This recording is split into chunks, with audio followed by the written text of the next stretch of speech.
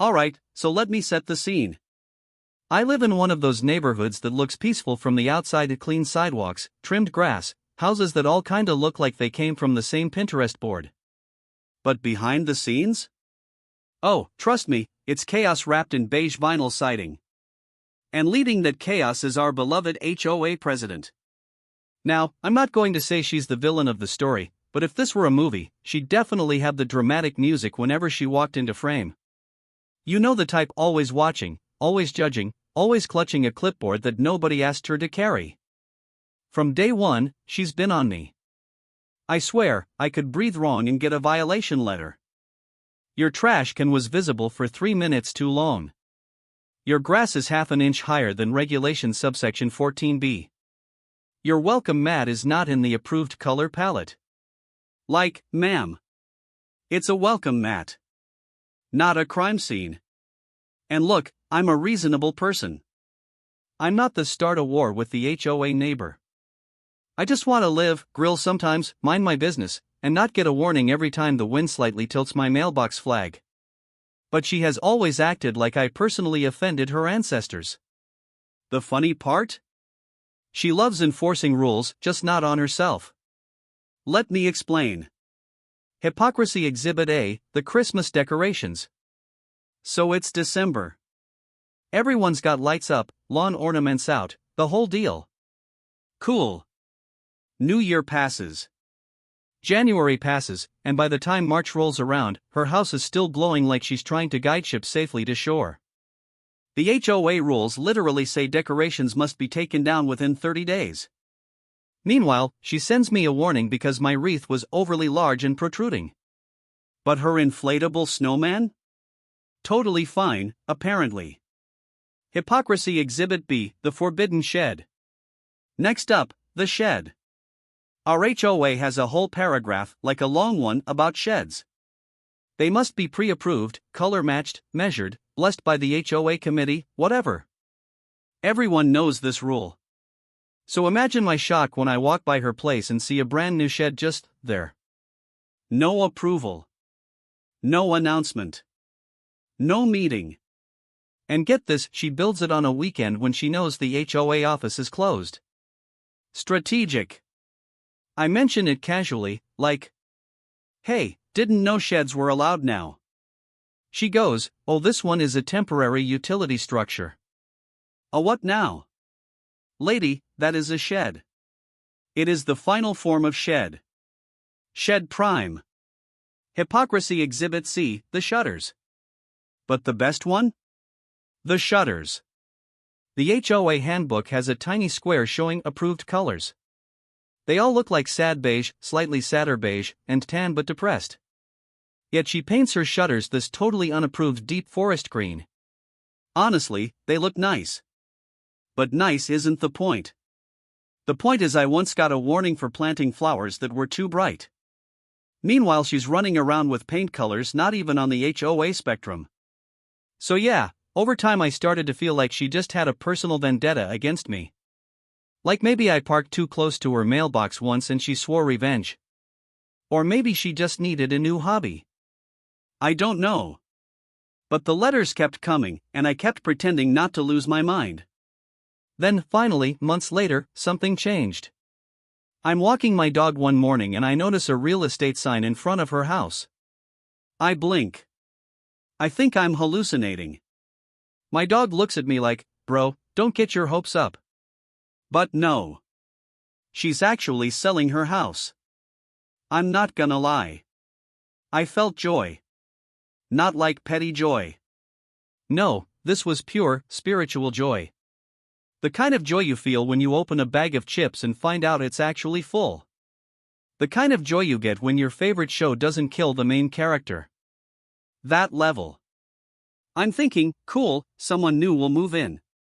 Maybe someone normal. Maybe someone who doesn't memorize the HOA handbook like it's the Bible.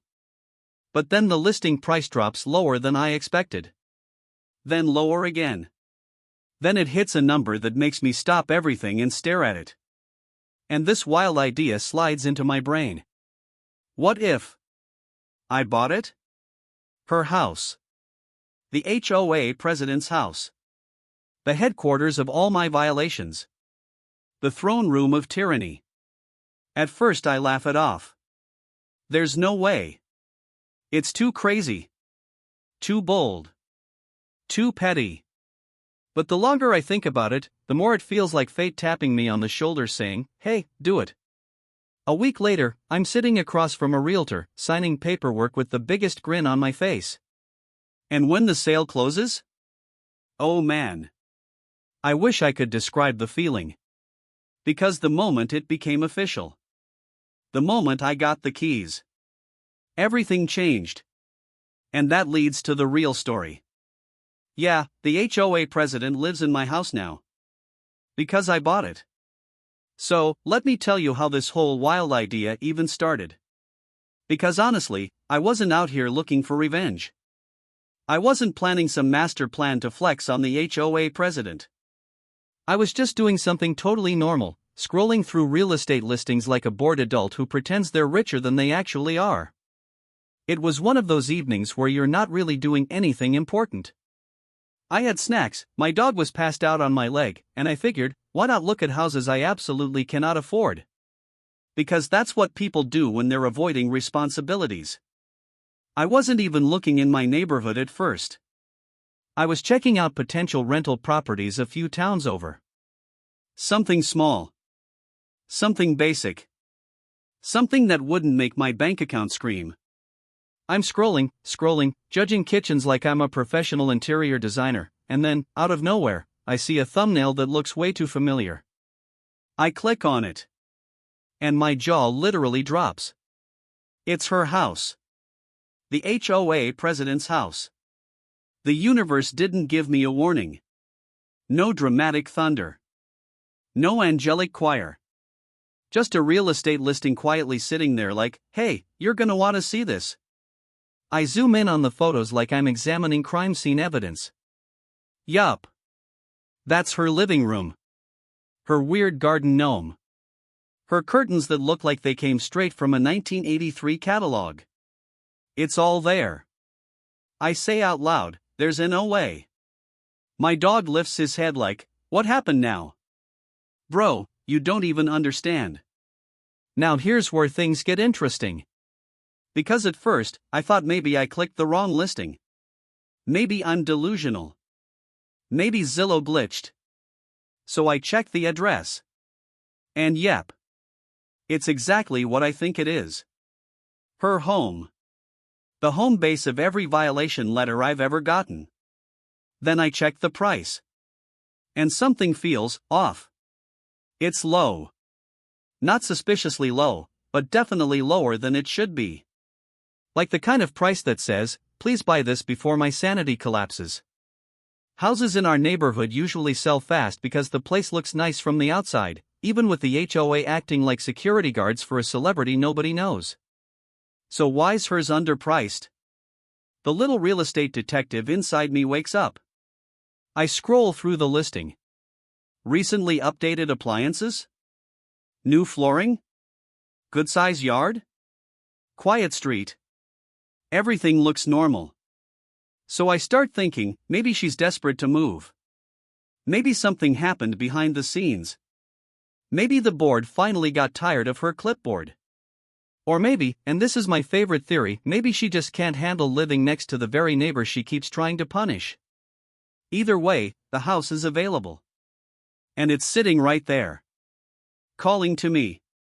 And then the thought creeps in. A ridiculous thought. A brave thought. This could either be genius or extremely stupid thought. What if I bought it? I laugh at myself. Because come on. That's insane. I'm not that petty. I'm not plotting to take over the neighborhood like some suburban Thanos. But then I picture it. Me. Owning the house.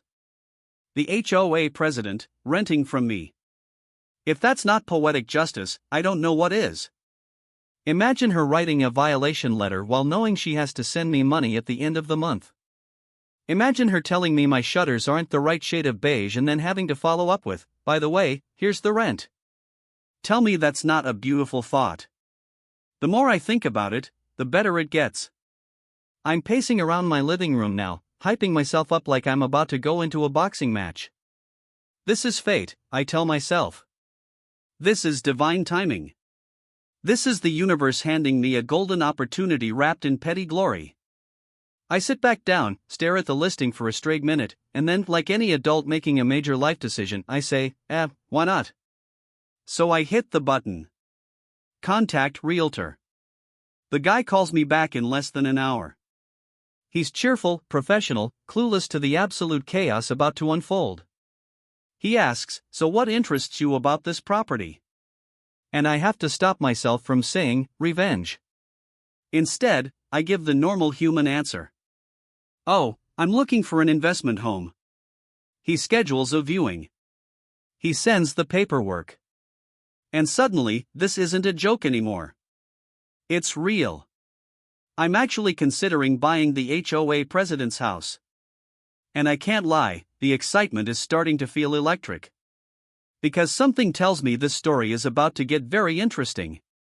The day of the tour felt weird from the start.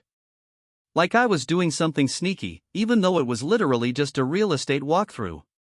But come on, this is her house. The HOA president's lair. The headquarters of all the stress she's caused me. If houses had theme music, hers would play dramatic violin. The realtor meets me outside with this big smile like everything is normal. "Ready to take a look?" he asks. "Oh, buddy. More ready than you'll ever know." He unlocks the door, pushes it open, and the moment I step inside, I instantly understand why the price was low. It feels like I just time traveled into 2009. And not the cool nostalgia type. I'm talking brown floral curtains, mismatched rugs, heavy furniture that looks like it was handed down by someone who didn't like her very much. Every room feels like the inside of a grandma's Facebook inspirational quote page. And speaking of quotes, the walls. So many signs. Live, laugh, love. Home is where the heart is. Bless this mess. Dream, believe, achieve. It was like walking through a motivational poster factory explosion. I'm trying my best not to laugh because the realtor is being professional and I'm here internally screaming, "This is the woman who judged my welcome mat?" I walk deeper into the house, and everything I see just gets more ridiculous. Dark wood paneling. Wallpaper with patterns so bold I felt dizzy. A kitchen backsplash made of tiny brown tiles that look like they've seen things. Serious things. But then, in the living room, I find the Holy Grail. On a perfectly polished coffee table sits a giant binder. A thick one. The kind you can't pick up with one hand. The cover? HOA enforcement logs. I swear I almost fainted. Of course she has a binder. Of course she logs violations like they're secret missions. I bet she stamps them with dramatic approval seals too. I look at the realtor like, "Is this?" He shrugs. "Homeowner's personal stuff, I guess." I whisper to myself, "Personal?" This is her diary. Curiosity hits me hard. I want to open it so badly. Just peek. Just see if my name has its own dedicated chapter. But that's illegal, immoral, and probably not great for my karma, so I resist. Barely. We continue the tour and step into the backyard. And here's where the irony slaps me right in the face. The HOA president, the woman who sends out violation warnings like she's running a military operation, has multiple obvious violations in her own yard. Violation number 1. Her fence is literally leaning. Not like a slight tilt. I mean, this thing is slouching like it's tired of life. Violation number 2. A giant, ugly storage container hidden behind a tree. You know those rules about backyard structures needing approval? Yeah. I'm 99% sure this thing has never seen a single HOA form. Violation number 3. Grass patches everywhere. Dead spots. Overgrown corners. Meanwhile, I once got a letter because my grass was inconsistent in appearance. Oh, the hypocrisy. It tasted delicious. The realtor doesn't even notice any of it. He's just talking about property lines, square footage, and potential rental value. Then he drops the line of the day. So, just so you're aware, she hasn't found a new place to live yet. I freeze mid-step. What do you mean? Well, he explains, she's been looking but nothing's worked out. There's a chance she may need to rent her home back from whoever buys it. Just for a few months. A silence falls over the yard. The birds stop chirping. The grass stops swaying. Even the leaning fence pauses its slow descent. She may rent the house. From the new owner. I stare at the realtor like he just handed me the infinity gauntlet. Yeah, he continues casually. It happens more often than you'd think. Some buyers don't mind. Don't mind? I'm over here trying not to grin like the Joker. Inside my head, it's pure chaos. This is it. This is destiny. This is better than anything I could have planned. The HOA president, the queen of rule enforcement, the author of the violation letters, the woman who once told me my lawn ornaments were a little too expressive. Living in a house owned by me. Paying me rent. Sending money every month to the person she loves lecturing. Every petty cell in my body is screaming with joy. My plan, which started as a silly thought while scrolling through listings, suddenly feels real. Solid. Achievable. And honestly, hilarious. By the time we finish the tour, I already know what I'm going to do. The realtor asks politely, "So, what do you think?" I shake his hand, keeping my voice calm even though I'm basically vibrating with excitement on the inside. I think, I say, this might be exactly what I'm looking for. And oh man. I have no idea how wild things are about to get. When I got home after the house tour, I sat on my couch staring at nothing like some character in a drama who just discovered they have magic powers. Because that's exactly how it felt. I had been handed an opportunity so perfect, so poetic, so ridiculously ironic that I almost didn't trust it. But the idea wouldn't leave my head. Buy the house. Own the house. Become the landlord of the one person who had made my life miserable for years. The thought kept replaying, and every time it did, I felt this weird mix of excitement and, oh wow, this might actually be insane. My dog looked at me like, whatever you're planning, don't drag me into it. I open the listing again. I check the price. I check my account. I check the price again, like maybe zeros magically appeared or disappeared. Nope. Still doable. Still just low enough to tempt me. Then I think back to what the realtor said. She hasn't found a new place yet. She might need to rent the home back. And that's when destiny punches me straight in the face. I'm sitting there hyping myself up like a man preparing to rob a bank, except legally. Okay, I tell myself, don't overthink it. Don't panic. Don't chicken out. I take a deep breath, grab my phone, and text the realtor. I'm ready to make an offer. He replies almost immediately because apparently he has nothing else going on. Great. What price were you thinking? Now, this is the moment where everybody expects the dramatic Hollywood hesitation. The long pause. The shaky hand. The internal speech. Not me. I'm too caffeinated and emotionally unstable for that. I type. Let's go slightly above asking. I want to lock this down. Because if there's one thing I've learned about life, it's that you don't lowball when petty destiny is on the line. The realtor sends over the paperwork so fast it might as well have come flying through my screen. I fill it out like a kid signing a permission slip for a field trip. Then I hit submit. And suddenly, there's nothing to do but wait. Let me tell you, those next 24 hours felt like waiting for exam results. I kept refreshing my phone like a man with no patience or dignity. Every notification made my heart jump, a weather alert, a spam text, a random app update, every one of them got me yelling, is this it? Then finally. Ding. Email from the realtor. Subject line. Offer accepted. I swear the world went silent. Even my dog froze like he sensed a shift in the universe. I open the email. I read the words. I read them again. I blink twice. And then I yell. No way. No way. My neighbors probably thought I won the lottery.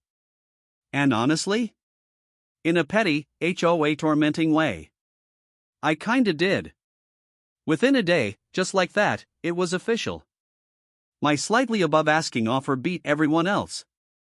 The realtor calls me, all cheerful and excited. Congratulations! You got the house. Oh, my guy. If only he knew why this is the greatest plot twist of my life. The next few days are a blur of paperwork, signatures, digital forms, bank calls, more signatures, and one moment where I panic because I thought I signed my name in the wrong box. Adulting feels like taking a test you never studied for. But after all the chaos, the final stack of documents gets approved. And suddenly, it's mine. The house is mine. Her house is mine. I'm sitting in the title office parking lot holding a folder of documents like it's a newborn. I'm shaking not from fear, but from pure, delicious disbelief. And here's the best part. She has absolutely no idea. Not a clue. No hint. No warning. The papers went through a broker, not me. The listing agent never mentioned the buyer. To her, it's just some random faceless investor or quiet buyer. She has no idea her landlord is about to be the one person in the neighborhood she'd probably rather live on Mars than interact with. And that's when the comedic suspense kicks in. Like full dramatic movie soundtrack. Deep drums. Creepy violin. Slow zoom on my face. I sit in my car whispering to myself. I have just become the landlord of the one person who has made my life miserable for years. I wasn't sure whether to laugh or rethink every decision that led me here. Because the truth is, yeah, I was excited, but also terrified. What if this backfires? What if she snaps? What if she discovers I'm the buyer and tries to organize some dramatic HOA protest? But honestly? Too late now. The contract is signed. The house is mine. The story has begun. And I can already tell. It's about to get wild. After the papers were signed and the house officially became mine, I walked around for a whole day feeling like I had a superpower. Not a useful superpower like flying or stopping time, but the kind you brag about anyway. The I own the HOA president's house type. Way better than any Marvel storyline. But now came the hardest part. Telling her. And I didn't want to just text her. No, this moment needed drama. It needed setup. It needed to be delivered with the same energy she used whenever she mailed me those passive-aggressive violation letters. So I sent her a message that said, "Hi, I need to meet with you regarding a neighborhood matter. Please come by at 4 p.m.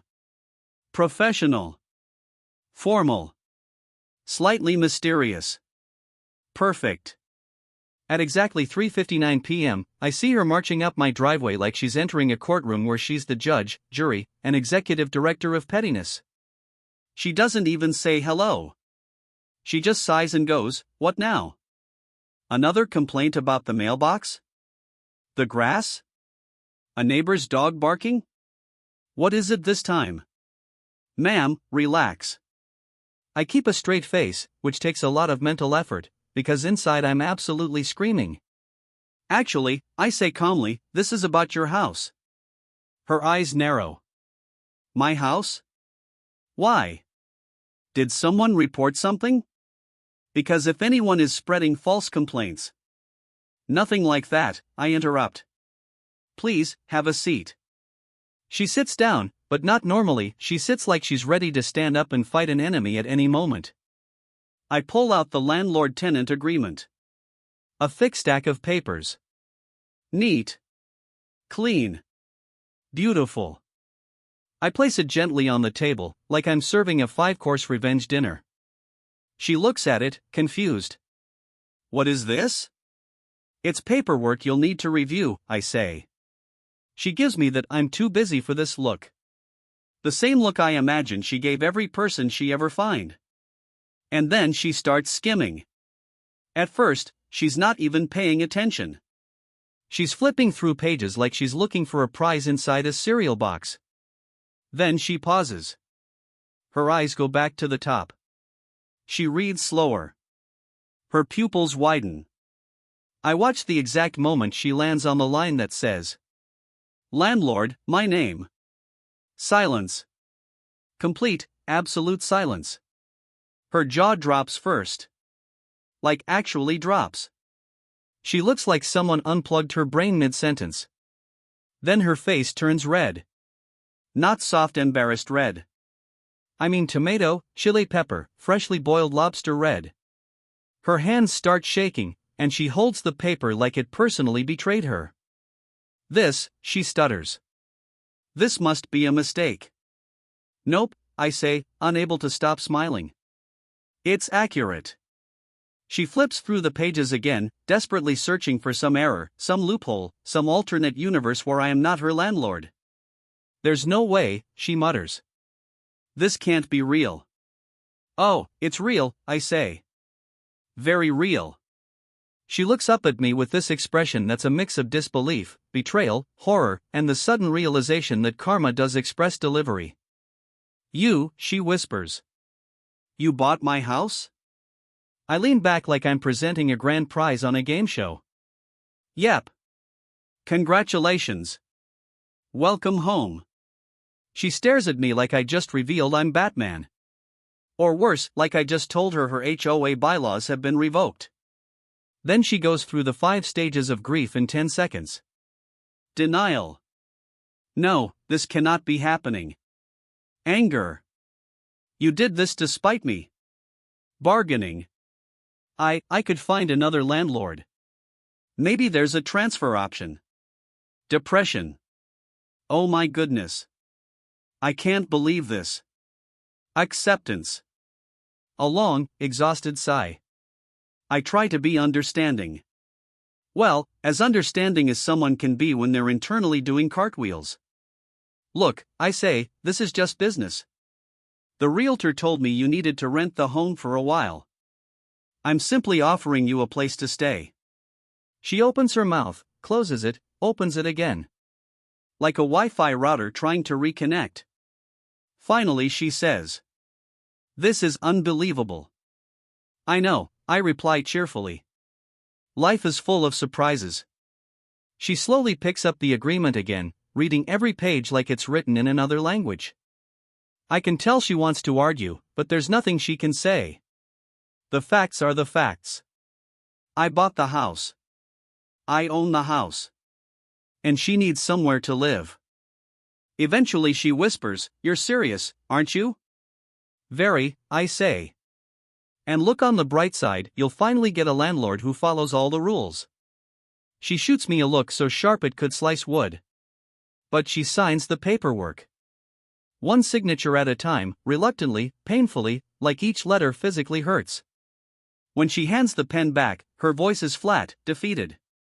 I never thought this day would come. I smile politely, trying not to smirk too hard. Well, I say, here we are. And just like that, the HOA president became my tenant. And I became the plot twist of her entire life. The moment she finished signing the initial paperwork, I could tell she'd been holding back a whole volcano of emotions. And it finally erupted the second I said, "All right, let's talk about the rental terms." Oh, she exploded. Not physically, no chairs were thrown, but emotionally? Mentally? Spiritually? Yeah, she went full meltdown mode. She shoots up from her seat and starts pacing like a lawyer preparing for a case she knows she's about to lose. "This is ridiculous," she snaps. "This is completely unprofessional." I sip my drink like I'm watching cable TV. "Which part?" "All of it," she yells. "The idea that I, the HOA president, should have to pay rent to someone like you, someone who constantly breaks rules, this is absurd." "Someone like me?" Oh, the audacity. I raise an eyebrow. "Rule breaker? Really? You want to go down that road?" She ignores that completely and keeps ranting. I refuse, she declares dramatically, throwing her hands in the air. I absolutely refuse to pay rent to a neighbor who barely follows the community standards. I almost laugh. Barely follows, ma'am, I've had fewer violations than your backyard alone. But I stay calm. This is too entertaining to interrupt. So I say, well, you don't have to rent from me. That's completely your choice. She pauses. I can see her brain trying to process the concept of having choices that don't involve bossing people around. I continue, but just so you know, my rental rate is actually cheaper than anything else you'll find around here. She rolls her eyes so hard I think they might get stuck. That's impossible. I slide the paper toward her. Clear numbers. Clear math. Clear proof. She scans it, frowns, reads it again. Her voice cracks a little. Why is it lower? I shrug. I'm not trying to price gouge anyone. It's fair market value. She stares at me like she can't decide whether to scream, faint, or throw the paper in my face. Then she tries a new tactic. The threat phase. She straightens up, crosses her arms, and says with all the confidence of a person who never expected to lose control. You do realize I still have authority here, right? I can issue violations. I can enforce rules. I can file complaints. Being my landlord doesn't change any of that. I calmly smile. This is the moment I've been waiting for. Actually, I say, HOA rules don't apply to property ownership. Only maintenance and community standards. Who owns it doesn't matter. Only how it's kept. She freezes. Completely still. You can almost hear her internal Windows XP error sound. I continue, so you can enforce appearance rules, lawn rules, paint rules, the usual. But as for me owning the house? The HOA can't do a thing about that. She blinks slowly. Like her brain needs a reboot. But that means, she stammers. Yep, I say cheerfully. Even if you're president, you can't override the sale. And you can't change who owns the property. She opens her mouth to argue, then closes it again. Her hands grip the edges of the paperwork so tightly I'm surprised it doesn't crumble. This is the realization moment. When the truth hits her like a truck. She now has two options. 1. Pay rent to me. 2. Move out immediately. And trust me, she doesn't want to move out. She stands there silently, fists clenched, breathing like she just ran a marathon. Then she whispers, "This is unfair." I shrug. Life is weird sometimes. She glares at me with a level of anger that could power a city. Then she snatches the rental agreement off the table. Slams it down. Grabs the pen like she's about to write her final words. And with all the rage in her body, she signs her name. Aggressively. Sharp strokes. Ink practically slicing through the paper. When she's done, she slams the pen so hard the table shakes. She shoves the paperwork back at me and says through clenched teeth. Fine. I smile politely. Wonderful. I'll send you the move-in instructions. She mutters something I'm pretty sure wasn't English and storms out of the room, footsteps so loud my floor probably filed its own complaint. The door slams shut behind her. And I sit there in peaceful silence, looking at the freshly signed agreement. The HOA president, my biggest headache for years. Just signed a contract making me her landlord. Honestly? This revenge tastes gourmet. So a week after she officially became my tenant, still the funniest sentence I've ever said out loud, I realized something. For years, this woman had buried me under violation letters. Not one, not two, but a whole paper trail of reminders, warnings, and friendly notices that were about as friendly as a rattlesnake in a mailbox. Now the tables had flipped. She wasn't the HOA president dealing with a defiant homeowner anymore. She was my tenant. And suddenly, the rulebook looked a whole lot different. I didn't go full villain mode or anything. I wasn't trying to get revenge or make her life miserable. Honestly, I just wanted her to follow the same standards she had forced on the rest of us. That felt fair, right? Karma. Balance. Nature healing. So I started with the basics. The very basics. I sent her a simple, polite message. Hi. Just a reminder, lawn needs to be mowed weekly per the rental agreement. Thanks. I knew she read it because she responded with a single, angry period. Just a dot. The digital version of slamming a door. But the rules were the rules. And unlike the HOA guidelines she weaponized on everyone, my rental terms were legal. She had signed them. And that signature was ironclad. The lawn situation alone was comedy. This woman once wrote me up because my grass was visually uneven. Not too tall. Not dying. Just uneven. So when I walked by her place that first Saturday and saw grass long enough to hide a family of raccoons, I had to laugh. I texted her again. Hi. Just checking in, it's been a week. Lawn still isn't done. Let me know if you need help finding a landscaper. She replied with, I know how to mow a lawn. She did not, in fact, mow the lawn. Instead, she waited until Sunday at 6:45 a.m., fired up an old mower that sounded like a broken jet engine, and pushed it angrily across the yard while staring directly at my house. I waved. She didn't wave back. Next rule, the unapproved shed. This thing had been sitting in her backyard for years, tilted, peeling, and absolutely not allowed by the very HOA rules she claimed to defend. She used it as storage for all her violation logs, which honestly felt like the HOA version of keeping jars of fireflies. In the rental agreement, the shed was listed as non-compliant structure requiring removal. So I reminded her gently. Hey! Quick notice, the shed needs to be removed by the end of the month. It's part of the agreement. She called me within 3 seconds. You can't seriously expect me to remove my shed.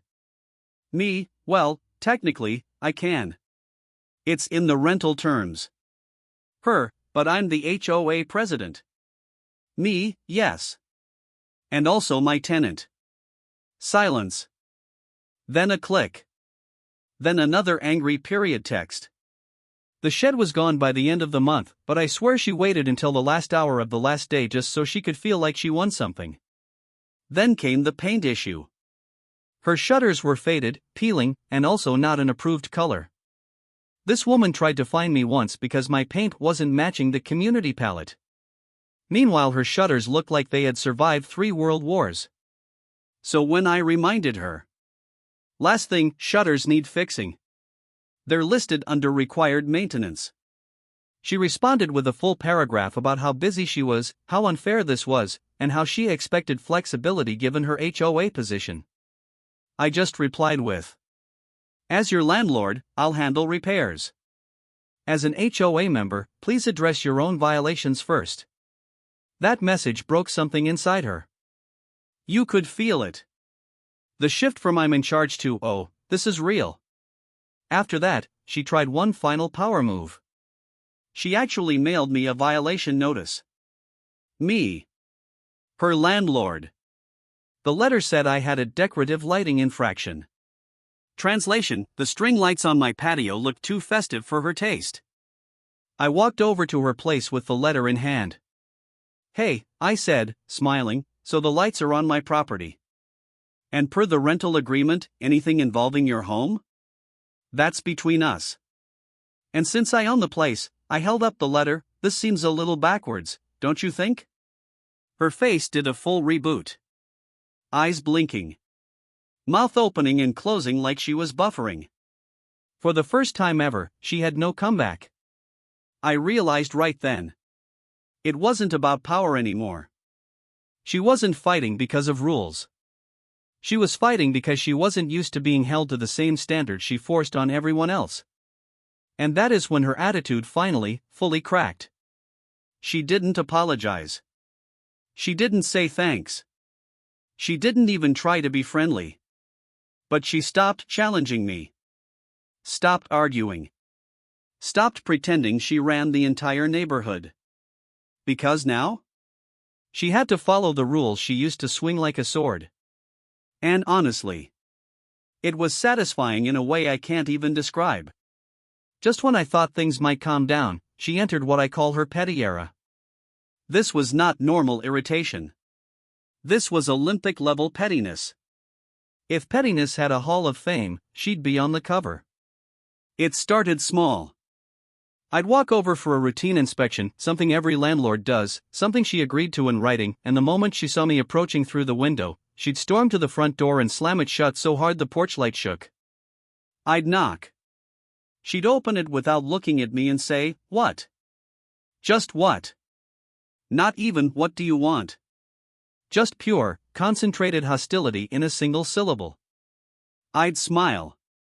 "Hi, it's the first Tuesday of the month. Inspection time." Every time, she acted like she was hearing those words for the first time in her life. Next came the driveway incidents. She started parking her car exactly at the edge of her driveway, angled slightly so it just so happened my driveway became harder to get out of.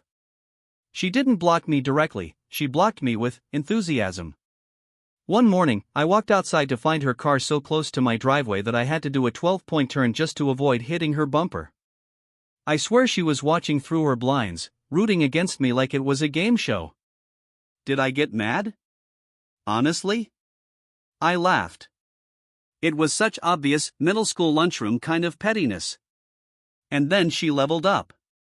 She started posting little HOA reminders on the community bulletin board, super vague, but everyone knew who they were aimed at. Things like, "Please keep holiday decorations tasteful and within guidelines." Meanwhile, I had a single tiny pumpkin on my porch. "Remember, driveways are not for excessive gatherings." Translation: my cousin visited for 10 minutes. Noise travels. Be considerate. Meanwhile, she vacuumed at 11:30 p.m. Residents would walk by, look at the notes, then look at her house, and just shake their heads. So yeah, she was petty.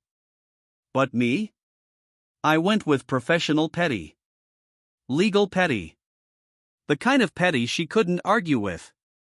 First, I started scheduling routine property checks. Not excessive, just the exact number allowed by law. I'd email her. "Hi, stopping by tomorrow at 10 a.m. for the monthly inspection. Please make sure the front door is accessible." Her replies were always dramatic. "This is harassment. This is unnecessary. This is disruptive. Nah. This was the lease." The same way the HOA rules were just the bylaws. Then came the rent. She started paying late, not by accident, but clearly to test me. Like she wanted to see if I'd let it slide. Spoiler, I didn't. I sent her a polite notice. "Hi. Rent arrived 48 hours late. A small late fee has been added per the agreement." She responded with, "This is ridiculous." To which I said, "I understand. The rules can feel strict sometimes." A line I delivered with the straightest face imaginable. But the best moment came with the noise complaints. 3 times in 1 month, she blasted music past midnight. Not normal music. Not chill music. I'm talking dramatic opera, loud enough to summon ghosts. So I filed formal noise disturbance notices, the same way she once did to me for laughing too loud on my patio. When I handed her the first notice, she looked at it like it was written in ancient hieroglyphics. "What is this?" she snapped. "A noise complaint," I said, keeping it calm. "You exceeded acceptable decibel levels 3 nights in a row." "I did not." "Well," I said, pulling out my phone, "I recorded it. You hit a high note at 12:18 a.m. She glared at me so hard I swear the temperature dropped. But the thing is, I wasn't breaking a single law. I wasn't doing anything shady. I wasn't going after her personally. I was just following the lease. Exactly the way she used to follow the HOA rules. And that's what made it so satisfying. Her whole life had been built around controlling people through rulebooks and guidelines. Now she was getting a taste of her own medicine, but delivered politely, legally, and with a smile. By the end of the month, she stopped slamming doors quite as hard. She stopped parking at weird angles. She even stopped sending HOA reminders. Because now she understood something she'd never faced before. Rules feel a lot different when someone else is enforcing them on you. By this point, I knew she was irritated. Annoyed. Probably plotting my downfall in a little notebook titled Ways to Destroy My Landlord. But I didn't realize just how close she was to cracking until the rest of the neighborhood started noticing too. It began with small things. I'd walk by her house and see her standing on her porch, staring into the distance like a detective in a crime show who's connecting clues that don't actually connect. One neighbor whispered to me, "Hey, is she okay? She looks like she's doing long division in her head every time she waters her plants." Another neighbor said, "She yelled at the mailman yesterday because he stepped on a leaf." I didn't even know stepping on leaves could be a violation. The pressure was getting to her. Being president, being a tenant, watching her own rules boomerang back at her, it was too much. And the cracks were starting to show. Then came the legendary HOA meeting. I wasn't expecting drama. I only went because free cookies are usually involved and I like watching adults argue about mulch. But that night? Oh, it became a full-blown show. The room was already buzzing before she even walked in. People had noticed her behavior, door slamming, driveway blocking, passive-aggressive flyers, and her new habit of muttering to herself while carrying around a binder like it was her emotional support object. She walked in late, which she never did, and looked like she hadn't slept in 3 days. Her hair was frizzier than usual, her shirt wasn't ironed, and she carried her HOA binder the same way a toddler carries a teddy bear after a nightmare. She sat down at the front, took a deep breath, and started the meeting with the most unstable good evening I've ever heard. It was pitched somewhere between a greeting and a warning siren. The meeting started normal enough: budget, landscaping updates, someone complaining about teenagers loitering around the mailbox. But halfway through, she snapped. A guy politely asked about repainting his garage door. That's all it took.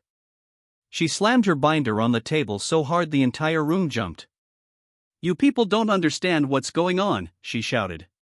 Everyone froze. Even the cookies, if they had feelings, would have stopped breathing. She launched into a rant so wild it felt like watching a conspiracy documentary in real time. "There are outsiders trying to take over this neighborhood," she cried. "There are landlords infiltrating the community. People renting homes they shouldn't. People undermining HOA authority." Everyone glanced around like, "Are we in danger or is she just hungry?" She paced back and forth, waving her arms dramatically. "If you think this is random, think again. There is coordination happening. A plan. A hidden agenda." She pointed vaguely at the ceiling like the villains were hanging up there like bats. Then someone, poor guy, totally innocent, raised his hand. Sorry, just trying to understand." He paused, probably questioning his life choices. "You mentioned landlords. But, don't you rent your home now?" She stopped mid-rant. Her whole body went stiff, like someone hit the pause button. The room went silent. Like movie theater silent. Like did the world just freeze, silent. Finally, the guy continued. "So, who's your landlord?" She blinked. Once. Twice. Then 3 times, like she was trying to reboot. Her mouth opened. Closed. Opened again. Nothing came out. Someone whispered, "Does she not know who her landlord is?" Another person whispered, "Maybe it's top secret." I just sat there quietly in my chair, eating my cookie, doing everything in my power not to smile. After what felt like an eternity, she muttered, "That is, not relevant to this discussion." But it was too late. The room had already exploded with curiosity. People immediately started whispering. "Wait, who does she rent from? She never said she was moving. What if the landlord is someone she hates? Oh my God, imagine if it's the guy she always gives violations to." Someone even turned around and looked directly at me like they were solving a crime. She saw the shift in the room. She saw the eyes. She realized the question wasn't going away. Her face turned red, her hands shook, and her voice cracked as she said, "Meeting adjourned," and rushed out so fast she left half her papers behind. Neighbors didn't even try to be subtle. They were already gossiping before she made it to the parking lot. And by the next morning, the entire community knew something big had happened. People stopped me on my walks. Kids whispered about it like it was neighborhood folklore. Someone even posted anonymously on the community Facebook group. "Does anyone know who the HOA president's landlord is?" Asking for science. The president had finally cracked, and the neighborhood had absolutely smelled the drama. And believe me, it was only going to get better from here. After the HOA meltdown at the last meeting, it was obvious something had to give. Neighbors were talking about it nonstop, whispers, hushed phone calls, even awkward "Hey, did you hear?" but glances when you passed someone on the street. The tension in the community was at an all-time high, and honestly, it was kind of satisfying. A few days later, I got the notice. The board had scheduled a vote for a new HOA president. Officially. Formally. Democratic. Basically, karma's way of handing out ballots. I wasn't planning to campaign. I didn't have signs, I didn't post on the community board, and I didn't even write a dramatic vote for me speech. Nope. I figured her own behavior would do all the work for me. After all, the woman had just publicly lost her cool in front of the entire neighborhood. What more did people need to know? Election night arrived, and the community center was packed. People were buzzing like bees in a sugar factory, whispering guesses, speculating about who might run, who might win, and whether anyone had secretly baked cookies as bribes. Spoiler, nobody did, but a small tray of brownies did make it around. She walked in looking tired. Exhausted. Like she'd been up all night proofreading her binder and also running a marathon. Her blazer was wrinkled, her hair frizzed, and there was this aura of someone who knew the endgame was approaching but wasn't ready to accept it. She immediately went to her usual seat at the front. Everyone was pretending to look busy with papers or pens, but I could tell the room's energy had shifted. People weren't nervous about her anymore. They weren't afraid of the clipboard. The aura of authority she always carried was gone. Instead, there was a mix of pity, curiosity, and silent amusement. Votes were cast. One by one. The ballot box filled with paper, and the whispers continued. Every time someone left the room after casting their vote, I could hear phrases like, "I can't believe she's still in the running. Do you think she'll even finish her speech? Someone pass me a cookie, I need comfort before the announcement." Finally, the moment arrived.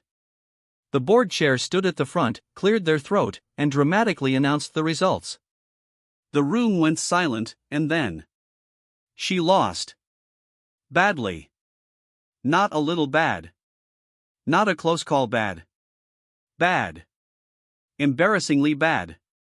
Like someone had taken her previous reign and rolled it into a ball, then smashed it with a sledgehammer. The numbers were there for all to see. The crowd murmured. Even a few of her loyal HOA allies looked sheepish. And then she did the only thing she could do, storm out. Fast. Slammed the door behind her. Left papers fluttering like leaves in a storm. The whole scene was cinematic. Really, it could have been a movie. People laughed quietly behind their hands. Others shook their heads. "I swear," someone whispered, finally. And just like that, the reign of the most controlling, hypocritical HOA president in our little neighborhood ended. Not with a fight, not with my interference, not with me doing anything aggressive. Just with the community exercising its voice and letting reality speak for itself. I stayed quiet, smiling to myself. No cheering, no gloating. Just a small, satisfied smirk. I didn't need to do anything. Her own actions, her own meltdown, and her inability to function under pressure had done all the work. Later, neighbors stopped me on my walk home. "Can you believe it?" "I know, I said casually, it was about time. Some people looked around conspiratorially, like they were sharing a secret, and whispered, "It's like the universe finally fixed everything." It felt like justice, sweet, subtle, democratic justice. And as I walked past her house that night, lights off, windows dark, I couldn't help but think, the neighborhood was finally breathing again. Peace had returned. And I? Well, I'd played my part in the background, quietly enjoying every step of the chaos I'd unintentionally created. Because sometimes, the best victories aren't about confrontation or revenge. They're about letting the truth and the rules finally catch up with the people who think they're untouchable. And in this neighborhood, that meant the HOA president's era was officially over. After the election, the change was almost immediate. Without her HOA power, she couldn't justify arguing with me over rules anymore, couldn't lecture neighbors, couldn't even sneak passive-aggressive notes under doors. It was like she had been a queen suddenly dethroned, and the crown was made of stress and stubbornness. A week after the vote, I received the official notice, 30-day move-out. I read it twice. Once aloud to my dog for dramatic effect. "Ladies and gentlemen, she's leaving."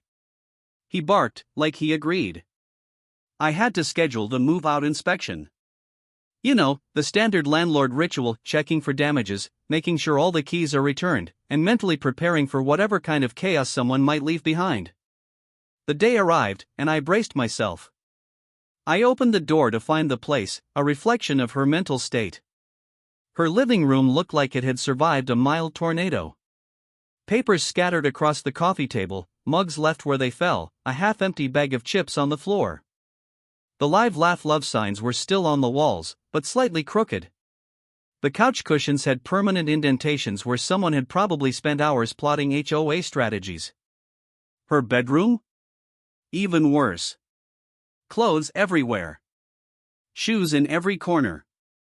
A pile of unfiled binders teetering on the dresser. I swear, one wrong move and the entire stack would have collapsed like a Jenga tower. I sighed and reminded myself to be professional. "Okay," I said, clipboard in hand, "we'll do a walkthrough and note any issues." She didn't respond. Just stood there silently, arms crossed, avoiding eye contact like it was radioactive. I started inspecting each room, taking notes, and snapping a few pictures. Every little corner told a story. Each chaos-filled drawer seemed to say, "I fought the system and lost." When I got to the backyard, I noticed the shed she'd reluctantly removed last month had left behind a small patch of bare dirt. I made a note, "Area to recede." Not exactly a big deal, but it felt symbolic. The backyard itself seemed to reflect the chaos of her tenure, the overgrown corners, slightly leaning fence, and a couple of leftover leaves stubbornly clinging to life. I finished the inspection and walked back to her. She still hadn't said a word. I handed her a copy of my notes, expecting at least a small complaint or argument. Nothing. Silence. Finally, I said, "Okay, if everything looks good, you can hand over the keys."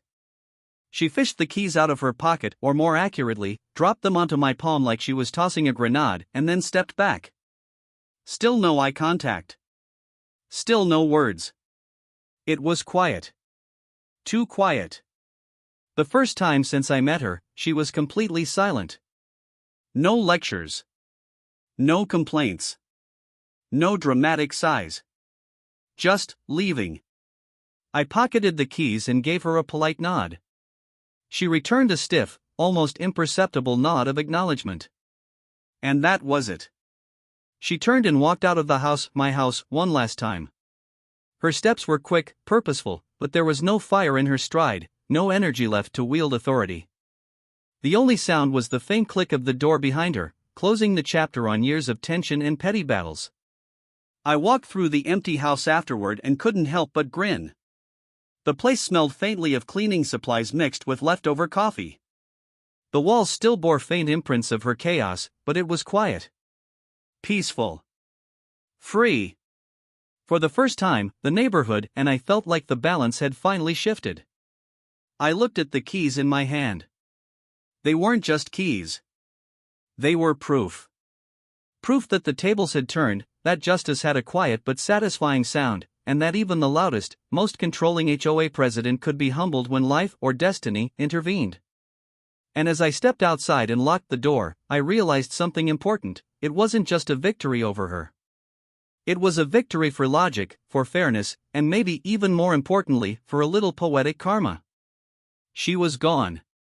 The chaos had passed. And for the first time in years, I could enjoy my property exactly the way I wanted. Quietly, finally, peacefully. Standing in my backyard that evening, watching the sun dip behind the trees, I couldn't help but reflect on everything that had happened. Years of petty letters, fines, warnings, and friendly reminders from the HOA president had built up into this strange, ironic story that now felt almost surreal. Some people, I realized, really do abuse small amounts of power. And for them, that power isn't just a tool, it's a lens. They see rules as weapons. Guidelines become chains. Authority is something to flaunt and manipulate. And for the neighbors who tried to push back? Forget it. They were just in the way of someone else's ego. But power has limits. Even the most controlling people eventually bump up against reality. Sometimes, it takes a little twist of fate, a little courage, or, like in my case, a little bold action to remind them of it. The irony of the whole situation was almost delicious. The HOA president who spent years enforcing rules on everyone else ended up being held to rules by me. Me. The person she targeted, harassed, and micromanaged for years. I didn't cheat, I didn't break laws, I didn't get revenge in a reckless way. I simply followed the rules she signed her life up for legally, politely, methodically. It's funny how things work out. All those warnings I received about paint colors, lawn lengths, decorations, and noise, they came full circle. And the same person who once believed she could bend the neighborhood to her will, suddenly had no choice but to follow the rules she had always ignored in her own backyard. Watching her leave that house, keys in hand, I realized the lesson wasn't just for her. It was for me, and for anyone else dealing with similar situations. There's a certain kind of empowerment that comes from standing up for yourself, especially on property you've earned, worked for, and legally own. Never let someone bully you on property you pay for. That's the takeaway. You don't need to be aggressive or mean. You don't need to prove a point with anger or chaos. You just need to be patient, smart, and willing to assert your rights. In the end, fairness, patience, and a little irony can work wonders. I glanced at the neighborhood around me. Life had gone back to normal, or at least as normal as life in a suburban community can get. Neighbors waved, kids played, dogs ran across yards without fear of being fined, and for the first time in years, the air felt lighter. And I thought about her, not with anger, not even with real amusement, but with a sense of poetic justice. She had tried to control my life, my yard, my happiness, and I hadn't just stood there. I responded in a way that respected the law, respected my own property, and, in the end, respected the truth. She learned the hard way that rules are for everyone, not just the people who write them. And I learned that ownership of your home, your property, your space, can be a kind of ultimate freedom. So, as the sky turned orange and the shadows stretched across the lawn, I took a deep breath and smiled. Quietly, contentedly, with just a hint of cinematic satisfaction. And I thought, maybe this deserves a closing line. Something to sum it all up at short, sharp, and unforgettable. Because sometimes, life writes the perfect punchline for you. She wanted to control my property, so I bought hers. The sun dipped lower. The air cooled. The neighborhood moved on. And I stood there, finally at peace, knowing that in this little corner of the world, fairness had won. Ownership changes everything. And in this case, it changed everything for everyone involved, especially her.